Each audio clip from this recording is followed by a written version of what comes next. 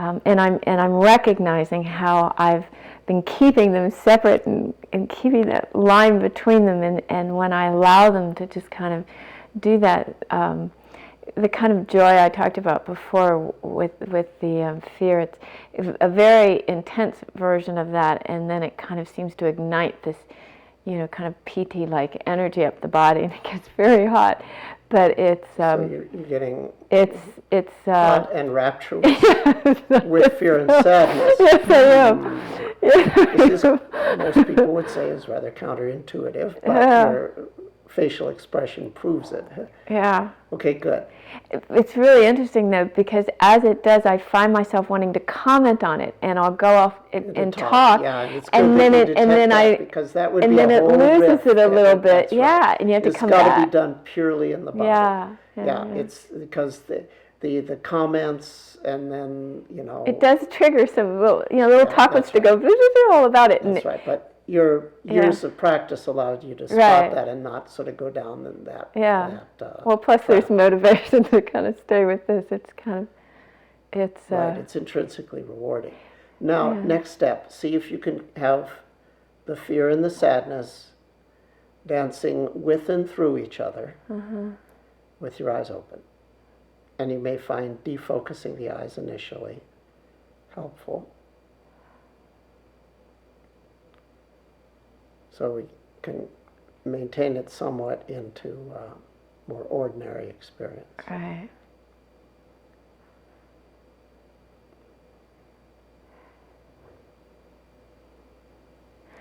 It's interesting when because I kind of go in and out here as I do it, and I'm going to talk while keeping my eyes open, but I'm getting to where I'm honing in on the one specific place in the body they both share in a powerful way.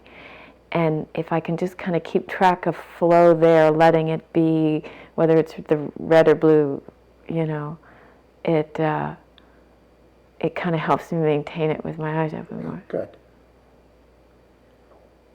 Now see if you can keep some contact with that even after we make some eye contact. It may be a little trickier, but this is what we just did here is probably one of the missing pieces in of the solution to the situation that you described. I'm not sure it's all of the missing pieces. I've got a few other ideas besides this. But I think this is a good one. For this session, one epiphany is worth the price of admission. I'll leave the money on the table.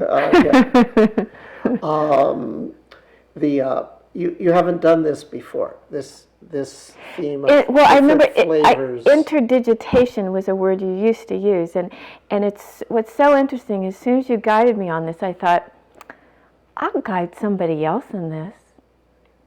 I'll guide somebody else in this, but I didn't think of it for me. I was just too busy. You remember to do this. You remember to get the flavors to do this. I'll have other people. Right, but you didn't remember that you could do it for yourself. I was just, my circuits were just so full, I guess. Well, that goes to a very general principle in the way I set up my approach to meditation, which is that the assumption is that when people face real challenges, even people without a background in practice, if you interactively guide them, will be able to have pretty dramatic experiences pretty consistently, dramatic, positive experiences. It has also been my experience that people that are quite good at meditation, when they're faced with real life challenges, can easily forget. But all you need is somebody to do this. And it's like, oh yeah, I knew how to do that. Yeah. And then now you're set. This is one session. We don't need 20 years of therapy here. It's like, okay, now you sort of know what to do. Yeah. So I think that's excellent. But I will, for subsequent sessions, remind me that I had some other ideas of, I can actually just tell me now, and then I can always replay it and go, remember you wanted to do right. So the other thing is that, okay, one missing piece was, well, the two flavors have to simultaneously flow and through each other. Right. Another possible missing piece is that you're getting significant interaction with subliminal thinking. Right. And you might want to look in that direction. And the way you look in that direction, what I was going to have you work through or work with is a special exercise that with all the years we've done, I'm not sure we've ever done this one, but I'll ask you, have we ever done noting feel sources? What that means is, I have you note if there's no fear, you say no fear. If there is fear, but it's not triggered by anything you're aware of, you say just fear. And then you specify if the fear has been triggered by fear from image, fear from talk, fear from sound, fear from sight, or fear from touch. No, we haven't done that. Noted fear. I call that noting feel sources. And feel can be generic or specific. Right. That was the next thing I had in the hopper to try after this, because what may be happening is that you're getting significant triggering from other senses that are activating the fear in real time. And usually you know how I always say, okay, what is science in a nutshell? How much of what, when, and where, interacting in what ways, and changing at what rates? Typically, I emphasize the what, the where, and the rates of change. But some of the special techniques are designed to elucidate the interactions, specifically what's triggering what. And I find that when people are going through significant intractable fear experiences, or emotion in general, but especially fear, literally a few minutes of noting what is triggering that fear in terms of the broad sensory categories.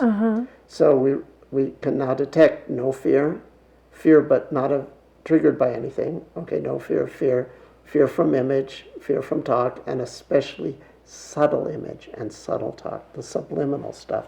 The way you know that's happening is you get a tug towards image space or a tug towards talk space. No content awareness at all, but the next instant there's a spike in the fear in the body. Now you know that the subconscious I'm quite aware mind, of having that. Yeah, the subconscious. Well, it turns out if you ask yourself, if you constrain yourself in real time to note, did it come from image, talk, sight, sound, or the physicality of the body? Because it's got to be one of those five. Right. That keeping track of the whole system, somehow that vastly reduces the overwhelm. So when you're doing that, you're zooming out, and for example, and for me, I'm less aware. I can tell when I've gone to image space, but I'm not seeing tangible image at this time. And I'm aware take that of as a sign of subliminal and hence highly significant activity. And I'm aware of that with talk, and with talk I can hear a little more of a rumble, but I still can't. So do I have awareness equally distributed between image and talk? Or you don't have to actually worry about how to distribute your awareness. Okay. Because most people discover they know. As soon as you give them